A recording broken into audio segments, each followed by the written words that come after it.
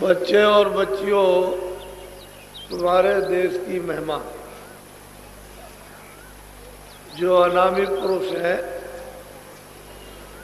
जितनी गिनती भारतवर्ष में वो सब खत्म, और भी गिनती उसमें जोड़ दो वो भी खत्म। ये अनामी पुरुष की ये काया कितनी बड़ी है, सब गिनतियां खत्म, इतनी बड़ी उनकी काया। तो जो विस्तार होगा उनका वो बहुत बड़ा हो, उसी से कितने ईश्वर, कितने ब्रह्म, कितने पार ब्रह्म, कितने महाकाल, ये सब उसी के पैदा किए हुए। जितनी जीवात्माएं खचाखच, कोई भी रेशा बगैर जीवात्माओं के सुरतों के कहीं दिखाई देता नहीं, खचाखच उन लोकों में भरा हुआ अथाह सागर।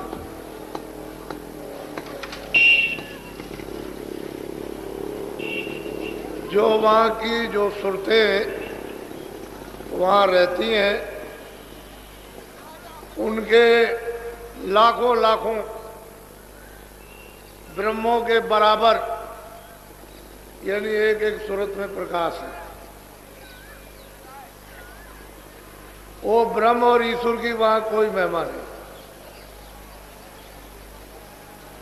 वो पार ब्रह्म की वहां कोई भी महिमा नहीं। वो एक सूरत, एक एक सुरतों का, एक एक जीवात्माओं का इतना इतना प्रकाश, ये कुछ नहीं। ये सारी जीवात्माएं वहीं से आई।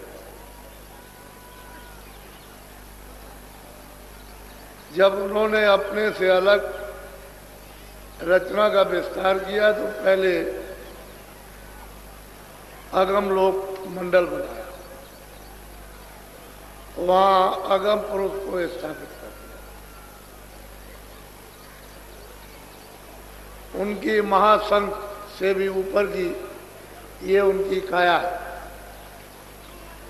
फिर उन्होंने अलग लोक स्थापित किया, अलग पुरुष को वहां बैठा दिया। उनकी थोड़ी ही कम ऐसी उनकी काया। फिर सतलोक उन्होंने स्थापित किया, सतपुरुष को बैठा दिया। ये अनामी पुरुष ने ये तीनों लोगों की अपनी स्वेच्छा से स्थापित, और वो तीनों लोग एक रस है, एक रूप है, एक रस है, स्थिर है, अस्थायी है, परिवर्तनशील नहीं। सतलोक से, सतपुरुष से ये विस्तार है। तो जितनी जीवात्माएं सतलोक में खचाखच भरी हुई है, वो सब लाखों लाखों एक सूरत ब्रह्म की अस्थि। ब्रह्म में कोई अस्थि नहीं, ईश्वर में कुछ नहीं। ये तो वहां का खेल होता। फौरन उड़ी, और उन्होंने इतने देखते देखते एक पलक के मारते इतने बड़े बड़े महल बना दिए कि खरबों योजन ऊंची। उस देश की अर्वचनीय महिमा, ये सब जीवात्माएं वहीं से लाई गई। सतपुरुष ने जब अपने से ईश्वर ब्रह्म और पार ब्रह्म महापाल पुरुष को अलग किया मंडल बनाकर, तो इन सब लोगों ने अपने अपने मंडलों में तपस्या की, और ये लिखन पढ़न का काम नहीं है। जितनी स्याही समुद्र में बनाओ बन रहा है कि कल में पत्तों की बना लो पृथ्वी को कागज, इतने दिनों तक आप उस पर लिखो, ये सब खत्म। इतने दिनों तक इन्होंने तपस्या की। ईश्वर ने जिसको खुदा कहते हैं, ब्रह्म ने जिसको रब कहते हैं, पार ब्रह्म ने जिसको अल्लाह कहते हैं, महाकाल पुरुष ने सबने तपस्या की घना घोर और सत्पुरुष को खुश करने कि हमसे प्रसन्न हो जाए। हमको देश से क्यों निकाल दिया, अलग क्यों कर दिया, कोई कारण तो होगा ही। अब वो तो उनकी मौज मर्जी की बात। इतने दिनों तक ये तप करते रहे, तब वो उसके बाद सत्पुरुष इनसे प्रसन्न हुए कि तुम्हारी तपस्या पूरी हुई, हम तुमसे खुश हैं, बोलो तुम क्या चाहते। फिर उन्होंने सतलोक के समान राज मांगा कि जैसा आप, इनको मालूम हो गया था कि मुझको निकाल दिया, तो राज मांगा कि आपके राज के समान ही हमको राज। तो मौज मर्जी सत्पुरुष की थी। उन्होंने मतलब ये चाहे मस्त। तो जीवात्माओं के बगैर, सुरतों के बगैर यहाँ कोई रचना नहीं हो सकती किसी भी मंडल में। जब वो सुरतें आएंगी तभी रचना बैठेगी। वैसे तो जीवात्माओं का भंडार एक छोटा सा सब लोगों में सत्पुरुष ने तकसीम कर दे। वो तो अथाह सागर है, उसके लिए क्या, उसमें से जरा सा दे दिया, उसमें अथाह सागर भरा हुआ, उसका तो कोई पारावार नहीं। तो एक छोटा सा भंडार सुरतों का अपने अपने मंडलों में ऊपर से देते चले आए। तो इनको भी बांट दिया निरंजन भगवान को, ऐसे ही ऊपर से बांटते चले आए। थे अपने अपने भंडार को इन्होंने सबने स्वीकार कर लिया कि मालिक मुझसे प्रसन्न हो गए। बस ये भंडार लेकर के उधर तो नामी के द्वारा उतार के ले आएंगे, दूसरा कुछ।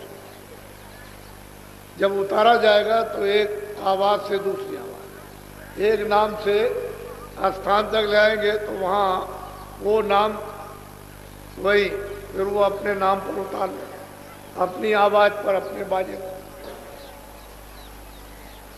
तो ये धीरे जाए तो ठेका बनाया कि इतने दिनों तक तो सब यहाँ रहो। कितने युग बीत गए, अनगिनत, गिने नहीं जाते हैं। सतयुग त्रेता द्वापर पहले तो थे ही नहीं। ये सतयुग द्वापर त्रेता कोई नहीं था, न कलयुग। कहते हैं अनगिनत युग बीत गए तो धीरे धीरे उतारा गया। पहले महाकाल पद में आए, फिर नीचे ब्रह्म पद में, धीरे धीरे ठेका बनाकर, ताकि एकाएक चली जाए तो यहाँ तो घबराएंगे, यहाँ लड़ नहीं सकते। तो धीरे धीरे उतार उतार कर धीरे धीरे फिर जब ब्रह्म स्थान पर ले आए तो वहाँ इनको बहुत आनंद में थे, कोई तकलीफ तो वहाँ थी नहीं। तो इन सभी जीवात्माओं पर एक कपड़ा डाल दिया, बहुत बारीक लतीफ। लतीफ कहते हैं झीना, शब्द, स्पर्श, रूप, रस, गंध, ताकि इनको इन चीजों का बोध हो जाए। शब्द का भी बोध हो जाए, रूप का भी बोध हो जाए, स्पर्श का भी बोध, गंध का भी बोध हो जाए, यानी पांचों चीजों का बोध हो। तो सूरत को मालूम तो हो गया कि मेरे ऊपर में कोई चीज फेंक दी गई, लेकिन वो इतना तेज, इतना प्रकाश कि उसमें कुछ पता भी नहीं चल सकता। कपड़ा डाल दिया। इसको कहते हैं कारण का। यही से कारण बीज बनेगा। शब्द, स्पर्श, रूप। पहले तो सूरत शब्द रूप थी, वो तो स्वयं ही शब्द रूप थी। उसको तो उससे तो दूसरे ही यानी अनुभव करते थे। तो जब यहाँ कपड़ा डाल दिया, धीरे धीरे धीरे धीरे शब्द, स्पर्श, रूप, रस, गंध, बहुत तत्वों तक। ये वहां के कितने युग बीत जाए, यहाँ के नहीं, तब तक वहां वो रहे। फिर नीचे उतारा गया तो वो जो मसाला था वो नीचे मोटा बनेगा, तो सूक्ष्म जब निरंजन भगवान के स्थान पर आए तो वहाँ एक है उससे थोड़ा मोटा प्रकाश, वहाँ भी है, वहाँ भी कोई अंधेरा नहीं है, तो मोटा कपड़ा डाल दिया, बहुत वो भी बारीक, शब्द स्पर्श रूप रसगंध और मन बुद्धि चित्त और अहंकार, बस 9 तत्व, ऊपर 5 तत्वों का नेतृत्व। ये मंडल है इनके, ब्रह्म के और ईश्वर के अलग अलग, ईश्वर का मंडल अलग है और ब्रह्म का अलग अलग मंडल है इनके, बहुत बड़े बड़े। उन मंडलों में कितनी त्रिलोकियां, कितने लोग हैं वो गिने नहीं जा सकते, इतने बड़े बड़े मंडल। तो जब यहाँ बहुत मुद्दतों तक रखा, फिर धीरे से नीचे उतारा, तो आद्या मां शक्ति ने इन पर उससे मोटा कपड़ा डाल दिया, थोड़ा सा मोटा, उसको कहते हैं लिंग से। जैसे स्वर्ग वैकुंठ में तो 9 तत्वों का कपड़ा डाला, 10 इंद्रियां, चतुसंताकरण, मन बुद्धि चित्त और अहंकार, और 3 गुण, रजोगुण तमोगुण सतोगुण। अब वो देखिए कि वो कारण शरीर तो सूक्ष्म में चला गया और सूक्ष्म शरीर लिंग में चला गया, और फिर उसके बाद में जब यहाँ उतारा मृतलोक में, उसी आवाज के द्वारा, बाजों के द्वारा, तो जीवात्माओं को यहाँ ले आए। तो सबसे नीचे वाली आवाज है घंटा से, इसको पकड़ के जब यहाँ उतारा गया तो माँ के पेट में खोल तैयार करके, और उन्होंने जब 5 महीने का हो गया तो सूरत को दोनों आंखों के बीचों बीच उस खोल में बैठा दिया। तो ये खोल क्या, 5 तत्वों का, जल पृथ्वी अग्नि वायु आकाश, ये तो 5 का हो गया। उसके अंदर वाला 9 तत्वों का हो गया। फिर उसके अंदर जो है वो इसके ये 5 तत्वों का लिंग शरीर 17 तत्वों का, फिर उसके अंदर 9 तत्वों का शरीर, फिर उसके अंदर 5 तत्वों का। अब इस तरह से इसने कपड़ा पहना। अब इसको अगर कोई नहीं जानेगा तो इसका कपड़ा कोई उतार नहीं सकता, ये आभूषण है उसका। तो इतने कपड़े सूरत ने पहन रखे। उस समय पर कोई बंधन नहीं था, सूरत यहाँ बैठ गई, माँ के पेट में सब सुन रही है, सब देख रही है, कोई आंख बंद नहीं थी। जैसे ही 9 महीने का बच्चा पैदा हुआ तो आंख भी खुली, कान भी है, सब बातें सुन रही है और सब देख रही है और चढ़ती चली जाती है। उसे रोक टोक नहीं है, चढ़ जाती है। इसको उतार दिया, छोड़ दिया, फिर उसने लिंग को उतारा, उसको छोड़ दिया, फिर उसने सूक्ष्म को उतारा, छोड़ दिया, कारण को उतारा, छोड़ दिया, चली जाती। और रोज दरबार में सतलोक में हाजिरी से सब जितनी भी ये सुरतें जीवात्माएं सब रोज जाती थी। उस समय जाने आने का कोई बंधन नहीं। अब इनको कहा गया कि भाई तुम गंदगी ये अपनी छोड़ देना, गंदगी को पास न रखना वहीं। तो जो सुरतें यानी मतलब गंदगी छोड़ दी, सर से निकल गई। इनकी अवध रखी 1 लाख बरस, तो बहुत चली गई वापस, वो कम नहीं गई, बहुत गई। लेकिन जब ये मालूम हुआ कि सब चली जाएगी तो निरंजन भगवान ने फिर अब इनके लिए रोक टोक खड़ी कर, फौरन उन्होंने शक्तियां पैदा करके और उनका जन्म दिलवा दिया और उनको आदेश दे दिया कि जंगल में चले जाओ घोर तपस्या। वो चले गए ब्रह्मा विष्णु महादेव और वहाँ 20,000 वर्ष तप किया। फिर उनको जब समाधि लगाई तो उनको देववाणी हो गई कि तुम चारों वेद विधान बना। बस यही से सब बंधन हो गए। ये कूड़ा कचड़ा, ये सब पाप का पुण्य का, अच्छे का बुरे का, न्याय का न्याय, सत्य असत का, सब ये पड़ेगा। क्योंकि उस समय तो आँख खुली थी, कान खुले थे, रास्ता कुछ बंद नहीं था, नाक भी खुली, जाते थे आते थे। बस इतना ही था कि जा रहे आ रहे अपना घोंसला देखे हुए, फौरन उतर के आए, अपने घोंसले में आ गई। ये उनका घोंसला था, पंचभौतिक शरीर। लेकिन जब अवध पूरी होगी तब चले जाए। तो फिर पीछे से ये झगड़ा लगा दिया। तो जब ये झगड़ा लगाया तो फिर गंदगी इसमें छन करके वो तो कारण लोक में चली गई जमा हो, कुछ सूक्ष्म लोक में गंदगी जमा हो गई, कुछ लिंग लोक में गंदगी जमा हो गई। जो बारी बारी अशुभ कर्म हुए वो मतलब ये कि शरीर में जमा, तो मन और बुद्धि और चित्त और ये सब गंदे हो गए, अंतःकरण गंदा हो गया। फिर वो जीवात्मा जो स्वच्छ और साफ बैठी हुई थी वो गंदी होने लगी। तो इस बार आपने कूड़ा कचरा डाल करके इसको गंदा कर, तो आँख भी बंद हो गई, कान भी बंद हो गए, नाक, क्योंकि ये तो वहाँ लेकर के आई थी। इस बार तो कोई पर्दा था नहीं, तो आँख पर, कान पर, नाक पर, इसमें तो सुधा ये चीज है, वहाँ भी रहेगी तब भी यही चीज है। तो जो चीज कुदरती है जिसको कोई बना नहीं सकता वो उसके अंदर मौजूद। आँख भी है, कान भी, नाक भी, अब गंदगी पड़ गई, बस यही से बनना।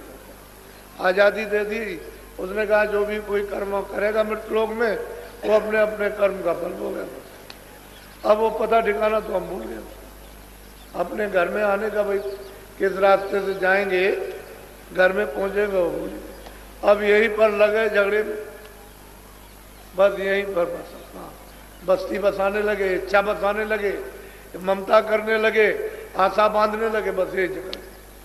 अब आपकी वो आशा खत्म हो गई, इच्छा खत्म हो गई कि अपने घर का कैसा आनंद है, कैसा सुख है, कैसी सुंदरता है, कैसी शक्ति है, कैसा ज्ञान हो, भूल गए। सही बात तो सही है कि ये आपका ये प्रदेश है। और देखो आप 50 वर्ष के हो गए, 60 वर्ष के, 70 वर्ष के तो जाने, और वैसे तो बच्चा आता है जब समय पूरा हो जाता है कर्मानुसार, तो 2 साल का भी चल दिया, 4 साल का भी, 10 साल। लेकिन अगर पूरी आयु आपको मिली है और संभाल के लिए चलोगे तो 50 भी जा सकते हो, 60 भी जा सकते हो और 80 भी जा सकते हो। संयम बिगाड़ दोगे तो पहले ही चले जाओ, क्योंकि श्वासों की पूंजी खत्म हो जाएगी संयम बिगाड़ने से, तो पहले ही आप इस मकान से खाली कर दिया, चले जाओ। बस ये कर्मों का बंधन, और जीव जो है इस बंधन में फंस गए। अब उसने और नीचे फिर सजाए, उनके कारागार बना दिए, तो जीवात्माओं को कहीं निकल ना जाए तो सजा देने लगे। अब वो चले गए, अब कब होगा, तो ये उनका काम यही है। और इन्होंने ऐसी ऐसी रचना की है, स्वर्ग में की इतनी सुंदर रचना, तो वहाँ पर मतलब ये है कि स्त्रियाँ भी है, पुरुष भी हैं, छोटे छोटे बच्चे भी दिखाई देते हैं। बहुत सुंदर रचना, बहुत खूबसूरत, यानी चित्रकारियों से ऐसी सुंदर है। वहाँ के लिबास, पहरावा, कपड़ा तो नहीं है रुई का है, रेशमी ये कपड़ा तो नहीं, लेकिन मालूम होता है कि ऐसा सुंदर कि वो जेवर वगैरह जो उसकी काशी पहराव, बेल बूटों का इतना सुंदर है कि वो मोहित हो जाए, ऐसा लिबास। स्त्रियाँ जो वहाँ की चमकीली है, यानी वस्त्रों को मालूम होता है पहरे हुए इतने चमकदार हैं कि तुम फौरन मोहित हो जाओ।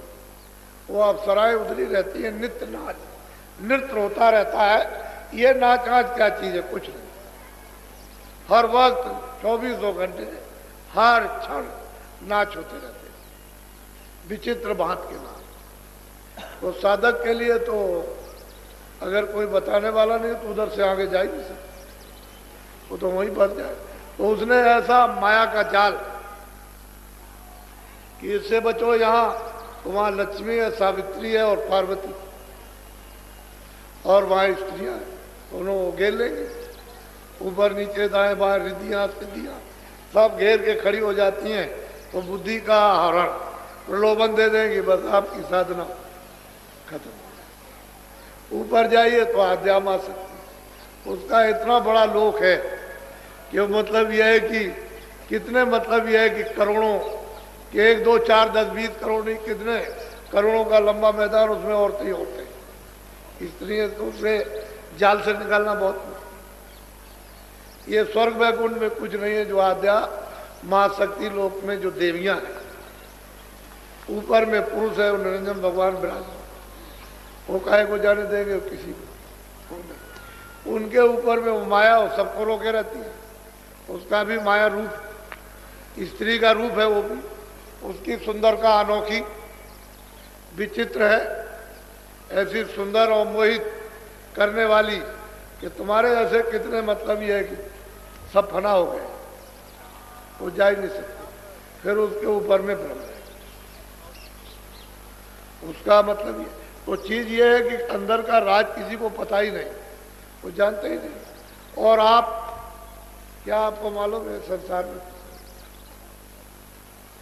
आप जब तक महात्मा नहीं मिलेंगे ये जीव बेचारा क्या कर, वही सूरत है जो हजारों लाखों करोड़ों ब्रह्मों की वो शक्ति और प्रकाश रखती थी, आज वो बूंद रूप से एक जर्रा एक कण उससे भी छोटी, हजारों गुणा कड़के कर दी जाए उससे भी छोटी, वो मतलब ये है कि वो सूरत हो गई।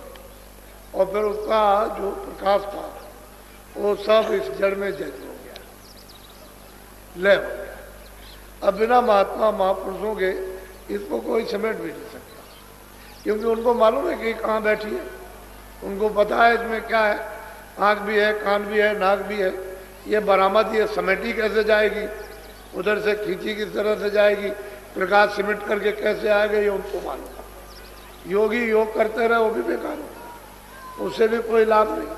प्राणायाम किया नीचे से तो यहाँ आंखों के सामने आए, तो वो फिर यहाँ से ऊपर जाना तो वो मेहनत 60 बरस 70 बरस 80 बरस की बेकार हो गई, क्योंकि यहीं तक आना नीचे से फिर ऊपर जाना। अब संतों महात्माओं ने कलयुग में यहीं से जीवों को ऊपर उठा लिया, ये नाम की डोर को पकड़ो चलो यहीं से, इसमें कोई तकलीफ नहीं, कोई प्राणायाम नहीं करना, कोई शारीरिक तकलीफ नहीं, कोई परित्याग नहीं, कोई मतलब है छोड़ना छाड़ना नहीं, बस अपना सहज जो भी शरीर अच्छा के लिए पहनते हो खाते हो खा, उसमें कोई दिक्कत परेशानी। और सहज में इधर से अपना ध्यान तवज्जो हटाकर उधर लगा दो, बस इधर से पौधा उखाड़ो, इधर जो आपने ख्याल और ध्यान इधर आशा और बासा आपने इधर फैला रखी उसको हटा लीजिए, इधर लगा दीजिए, तो इतने में तो काम बनेगा। बुल्ला साहब थे, उन्होंने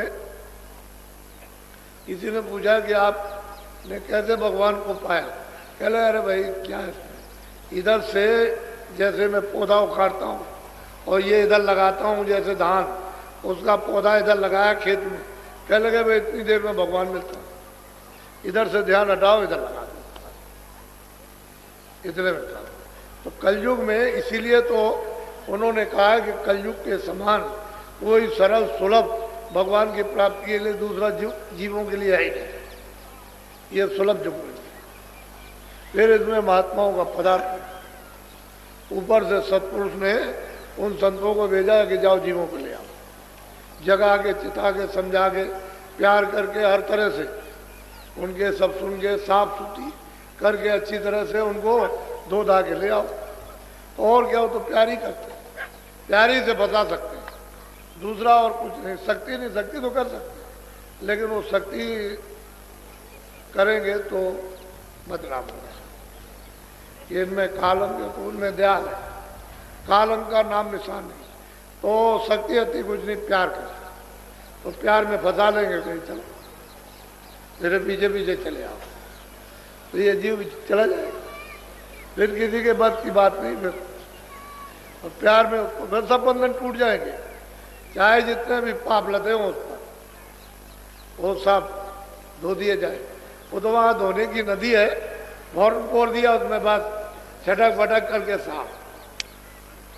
उधर गए तो उधर देखा क्या है, कौन जा रहा, वो धर्म जरा जगाती है, बैठा हुआ है, तो आवाज लगाई कि तलाशी दे दो, कैसे जा रहे हो, ये टिकट है, ये है टिकट, ये नाम।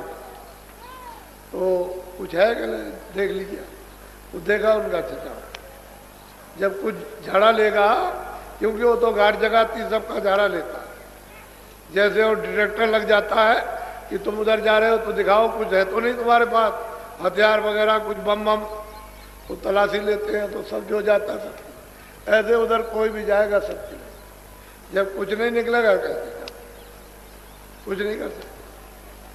तो आपने तो अभी मतलब ये है कि कहीं गोता लगाया ही नहीं, जाने नहीं कि गोता जीवात्माएं कहाँ लगा के फड़फड़ा करके शुद्ध पवित्र और साफ हो जाती है। तो महात्मा ले जाते हैं, उसमें नदी में बोरा बोर देते हैं कि कर ले स्नान जल्दी से, कलमल के जितने भी कर्म अशुभ शुभ इनको धो डाल जल्दी से।